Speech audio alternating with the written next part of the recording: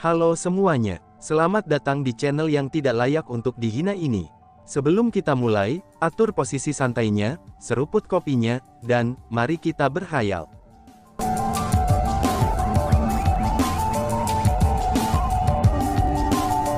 Melanjutkan cerita sebelumnya, Li Ruochu bisa memahami kesedihan yang ditunjukkan kepala klan Chu Surgawi, itu karena Chu Feng telah memasuki gerbang hitam gelap demi mereka. Melihat seseorang mengorbankan dirinya demi mereka, dia tidak hanya merasa tersentuh, tetapi dia juga merasa menyalahkan diri sendiri. Jika dia cukup kuat, bagaimana mungkin dia bisa membiarkan orang lain mengorbankan dirinya sendiri? Sementara kesedihan adalah hal yang hanya akan berlangsung sementara, tapi menyalahkan diri sendiri akan tetap ada selamanya. Jadi jangankan kepala klan Chu Surgawi, bahkan Li Ruochu merasa sangat sedih. Namun tidak peduli seberapa banyak kesedihan yang mereka rasakan, lalu apa yang dapat dilakukannya? Senior, seperti yang kamu katakan, Chu Feng memasuki gerbang itu demi kita. Kenapa kita berani menantang bahaya seperti itu dan masuk ke tempat ini? Bukankah itu agar kami bisa mendapatkan kesempatan untuk meningkatkan kultivasi kami? Ini semua berkat Chu Feng lah, bahwa kita bisa memasuki aula Istana Suci. Dia telah menggunakan hidupnya untuk mendapatkan kesempatan ini bagi kita. Jika kamu tidak memanfaatkan kesempatan ini untuk berlatih, kamu akan menyia-nyiakan niat baik Chu Feng. Bukankah pengorbanannya akan sia-sia kalau begitu? Kata Li Ruochu. Lord Clan Chief, apa yang dikatakan Nona Li memang benar.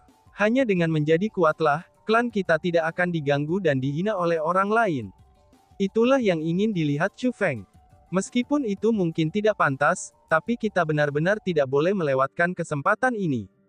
Pada saat itu, para tetua Chu Heavenly Clan terlepas dari apakah mereka tulus atau tidak, mereka juga mulai mendesak ketua klan Lord mereka. Karena bagaimanapun, jika ketua klan Lord mereka menolak untuk berlatih, maka mereka juga tidak akan bisa berlatih. Tak satu pun dari mereka yang ingin kehilangan kesempatan di depan mereka. Klan Chief Chu, izinkan orang tua ini untuk mengingatkanmu bahwa kita hanya bisa berada di sini untuk waktu yang terbatas. Jika kamu berencana untuk berlatih, kamu harus bergegas. Kalau tidak, aku khawatir kamu tidak akan memiliki kesempatan untuk berlatih bahkan jika kamu mau. Sebuah suara yang kuat itu menahan suara persuasi, dan itu adalah kepala klan iblis yang melahap darah. Kata-kata dari kepala klan iblis yang melahap darah tidak tampak seperti nasihat. Tapi sebaliknya, itu terdengar lebih seperti peringatan. Setelah kepala klan iblis yang melahap darah selesai mengucapkan kata-kata itu, dia tiba-tiba melompat ke arah salah satu kursi batu yang mengambang. Begitu dia melakukan itu, semua orang mengarahkan pandangan mereka ke arahnya. Mereka semua dapat mengatakan bahwa, kursi-kursi apung itu bukan masalah kecil. Hanya saja, tidak ada dari mereka yang berani mendekatinya dengan tergesa-gesa. Sekarang orang lain telah memutuskan untuk mendekati, dan mereka semua ingin melihat apa yang akan terjadi. Di depan fokus kerumunan, kepala klan iblis melahap darah tiba di depan kursi batu. Bas-bas. Tiba-tiba saja cahaya menyilaukan muncul. Kursi batu yang sebelumnya sederhana dan tanpa hiasan, itu bersinar dengan cahaya keemasan yang menyilaukan seperti matahari yang cerah. Dan itu tampak lebih seperti penghalang. Penghalang itu mencegah kepala klan iblis yang melahap darah untuk naik ke kursi batu. Setelah kecemerlangan emas itu muncul di kursi, kepala klan iblis melahap darah juga mulai memancarkan cahaya keemasan dari tubuhnya. Cahaya keemasan pada kepala klan iblis melahap darah muncul sangat aneh. Tidak hanya mengandung pola urat samar, tetapi juga memancarkan aroma buah yang sangat kuat. Terlindung oleh cahaya keemasan, kepala klan iblis pelahap darah yang berhasil melewati penghalang yang dipancarkan oleh kursi batu, ia pun berhasil tiba di atas kursi batu dan duduk di dalamnya. Pada saat berikutnya, energi alami yang terlihat dengan mata telanjang mulai mengalir keluar dari kursi batu, dan berputar di sekitar kepala klan iblis yang melahap darah. Meskipun energi alami itu ada di dalam penghalang, tapi mereka menangkap oleh mata kerumunan. Terbukti, setelah melihat tindakan kepala klan iblis melahap darah, kerumunan belajar tentang penggunaan kursi batu mengambang itu. Itu adalah harta karun, seru seseorang. Wush wush wush. Pada saat berikutnya, para ahli yang hadir melayang ke langit dengan maksud berebut kursi batu. Menjerit. Namun segera, teriakan mulai terdengar tanpa henti. Ternyata setelah mereka mendekati kursi batu, semua kursi batu mulai mengeluarkan penghalang. Selain itu, orang-orang yang bergegas ke kursi batu tidak memancarkan cahaya keemasan dari tubuh mereka, dan itu tidak seperti kepala klan iblis yang melahap darah. Dengan demikian, mereka tidak dapat menembus penghalang kursi batu, dan malah bertabrakan dengan penghalang yang kuat. Pada saat itu, banyak orang dipenuhi luka. Mereka yang tingkat kultivasinya lebih rendah bahkan menderita luka dalam akibat tabrakan. Kenapa bisa seperti ini? Kerumunan yang terluka akhirnya bingung. Bang! Tiba-tiba saja suara teredam segera terdengar, dan tubuh seseorang telah meledak. Ternyata seseorang telah terbang menuju kursi seperti batu giok. Kursi seperti batu giok itu benar-benar berbeda dari yang lainnya, dan penghalang yang dipancarkannya juga sangat berbeda. Seseorang telah bertabrakan dengan penghalang itu, dan meledak hingga berkeping-keping. Oh surga, penghalang itu! Pada saat itu, semua orang menyadari betapa menakutkannya penghalang itu. Bodoh! Adalah satu hal untuk mencoba naik ke kursi void. Namun, seseorang benar-benar mencoba untuk naik ke tahta pohon suci. Melihat kerumunan yang panik dan benar-benar tercengang, suara mengejek terdengar. Itu adalah Zhang Yanfeng. Setelah Zhang Yanfeng mengatakan kata-kata itu, orang banyak yang tidak senang ingin membantahnya. Beberapa bahkan ingin memberinya pelajaran. Namun setelah tatapan dingin menyapu, orang-orang itu menjadi pucat karena ketakutan. Belum lagi memberi pelajaran pada Zhang Yanfeng, mereka bahkan tidak berani membantahnya. Tatapan dingin itu datang dari kursi batu, dan itu adalah kepala klan iblis yang melahap darah. Meskipun kepala klan iblis pelahap darah telah naik ke kursi batu, tapi dia tidak segera memulai pelatihannya. Justru sebaliknya, dia menatap orang-orang di bawah dengan tatapan dingin. Alasan mengapa dia bertindak seperti itu, kemungkinannya karena dia takut bahwa beberapa orang akan menyerang Zhang Yanfeng dan yang lainnya setelah dia memulai pelatihan. Dan ternyata, keputusannya itu memang sangat benar. Jika bukan karena tatapan dinginnya, kerumunan yang marah setelah kegagalan mereka naik ke kursi batu, mereka akan benar-benar menyerang Zhang Yanfeng.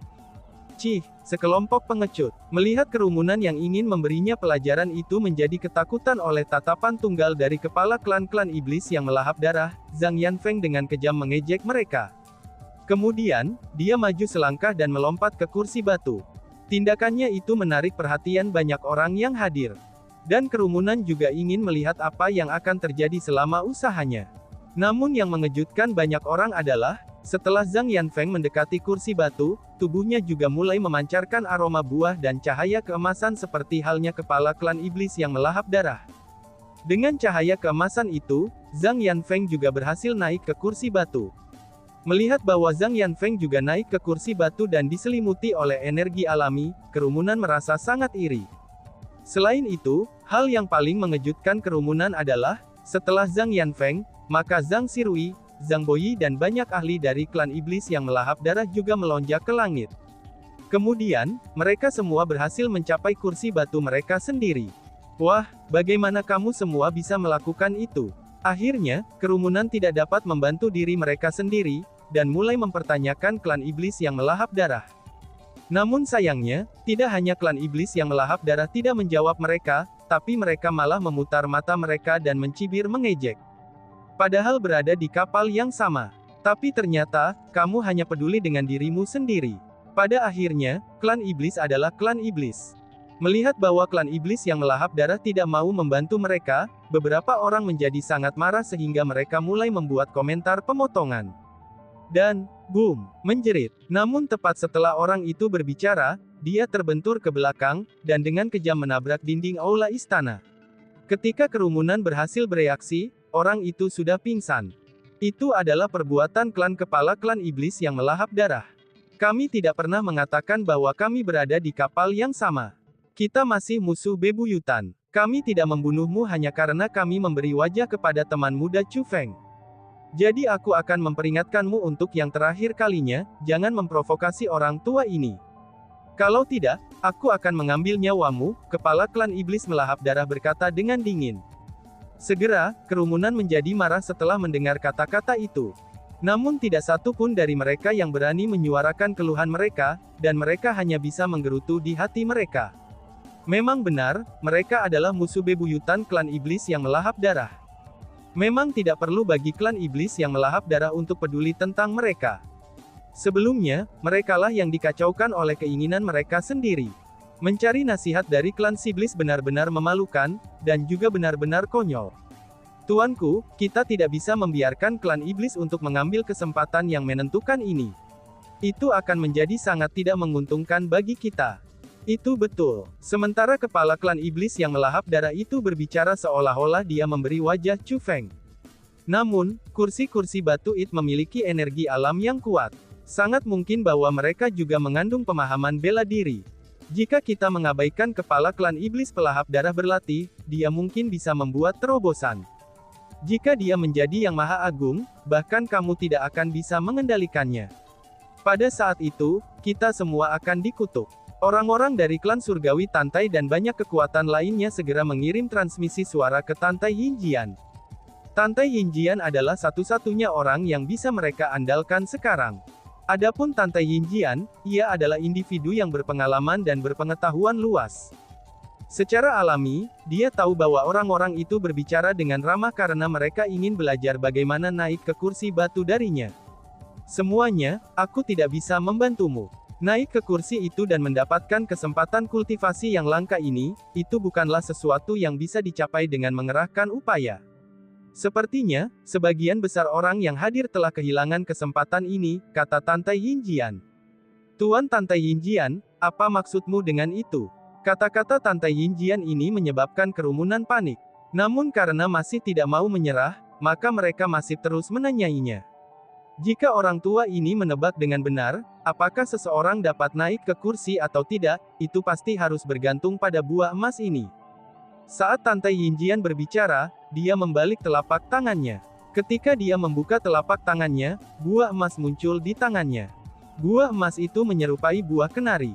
Namun itu tidak hanya berkilauan, tetapi juga memancarkan aura yang luar biasa. Orang bisa tahu dari pandangan sekilas bahwa itu adalah barang yang luar biasa. Mungkinkah itu buah emas legendaris, yang memungkinkan seseorang untuk memasuki aula istana suci? Mata semua orang mulai bersinar setelah melihat buah emas. Wush! Hembusan angin segera menyapu. Itu adalah Tantai Yinjian, dan dia telah melompat maju. Tantai Yinjian terbang menuju salah satu kursi batu. Pada saat itu, orang banyak dapat dengan jelas melihat cahaya keemasan memancar dari tubuh Tantai Yinjian. Cahaya keemasan itu dipancarkan dari buah emas yang dipegang di tangannya, dan buah emas itu telah berubah menjadi cahaya keemasan. Pada saat itu juga, orang banyak akhirnya menyadari. Tampaknya bagi seseorang untuk dapat naik ke kursi batu itu, ini tergantung pada apakah mereka memiliki buah emas atau tidak, dan tidak ada yang lain. Setelah mengetahui itu, kerumunan tidak dapat menahan diri dari melihat klan iblis yang melahap darah. Mereka mengutuk hati mereka tentang betapa berbahayanya mereka. Klan iblis yang melahap darah jelas tahu alasannya, namun mereka tidak memberi tahu siapapun. Malahan sebaliknya, mereka memaksa kerumunan untuk mencoba naik ke kursi batu sendiri, sehingga meninggalkan banyak dari mereka terluka, dan bahkan ada satu orang yang mati. Selain itu, mereka hanya berani mengutuk klan iblis yang melahap darah di dalam hati mereka. Setelah menyaksikan kekejaman kepala klan iblis yang melahap darah, maka tidak ada yang berani memprovokasinya. Orang-orang dari Chu Heavenly Clan kami, silakan berlatih. Tiba-tiba saja sebuah suara terdengar. Itu adalah kepala klan Chu Heavenly Clan. Meskipun dia memiliki wajah yang sangat jelek, meskipun masih ada tetesan air mata yang berkilau di matanya, meskipun orang dapat mengatakan bahwa dia masih berduka, tapi dia telah berdiri kembali. Setelah dia selesai mengatakan kata-kata itu, dia juga melompat ke salah satu kursi batu apung. Banyak orang telah mengantisipasi tindakan seperti itu dari kepala klan Chu Heavenly Clan. Lagi pula, banyak orang yang hadir menyaksikan bagaimana ia berhasil mendapatkan buah emas dengan kekuatannya. Dengan buah emas di tangannya, kepala klan Chu Surgawi dapat dengan mudah mencapai kursi batu, dan kemudian mulai berlatih. Melihat itu, yang lain dari klan Surgawi Chu segera duduk bersila, menutup mata mereka, membentuk segel tangan, dan mulai mengoperasikan teknik kultivasi mereka untuk menyerap energi alami dari tempat itu untuk berlatih. Namun hal yang mengejutkan orang banyak adalah, setelah banyak orang menyerah naik ke kursi-kursi batu, Li Ruochu dan Kong Tianhui keduanya melompat maju. Hal ini sangat mengejutkan banyak orang. Setelah semua, mereka mampu memahami klan iblis yang melahap darah karena bisa mendapatkan sejumlah besar buah emas, itu karena mereka tahu tentang keadaan di dalam pohon suci Void. Adapun kepala klan Chu Heavenly Clan dan Tante Yinjian, mereka berdua adalah puncak yang maha tinggi dengan kekuatan besar. Jadi itu juga masuk akal bagi mereka untuk dapat memperoleh buah emas. Di sisi lain, Li Ruochu dan Kong Tianhui sudah jelas tidak memiliki kekuatan. Dan meskipun mereka terkejut, tapi orang banyak bisa mengerti setelah memikirkannya dengan cermat. Meskipun Li Ruochu dan Kong Tianhui mungkin tidak sekuat Tante Yinjian, tapi mereka jelas-jelas keberadaan puncak di antara generasi muda. Itu adalah sesuatu yang semua orang akui. Jadi jika mereka bisa mendapatkan buah emas, itu berarti mereka juga orang-orang yang beruntung selain kekuatan mereka yang luar biasa. Dan selanjutnya, itu masih patut ditiru. Karena bagaimanapun, semua orang yang hadir ingin mendapatkan kesempatan kultivasi itu. Namun sayangnya bagi mereka, kenyataan itu sangatlah kejam. Karena mereka tidak dapat naik ke kursi batu, mereka tidak punya pilihan selain berlatih di mana mereka berada. Pada awalnya, semua orang menikmati energi alami yang hadir. Mereka semua menggunakan metode masing-masing untuk berlatih, dan tidak ada yang memprovokasi orang lain. Namun segera, terjadi perubahan pada aula istana. Cahaya yang tampak seperti kunang-kunang mulai muncul dari waktu ke waktu. Ketika kerumunan menelan cahaya itu, mereka tidak hanya akan mendapatkan sejumlah besar energi alami, tetapi mereka juga mendapatkan pemahaman bela diri. Dan tiba-tiba saja bersambung. Sekian dan terima kasih banyak. Bye-bye.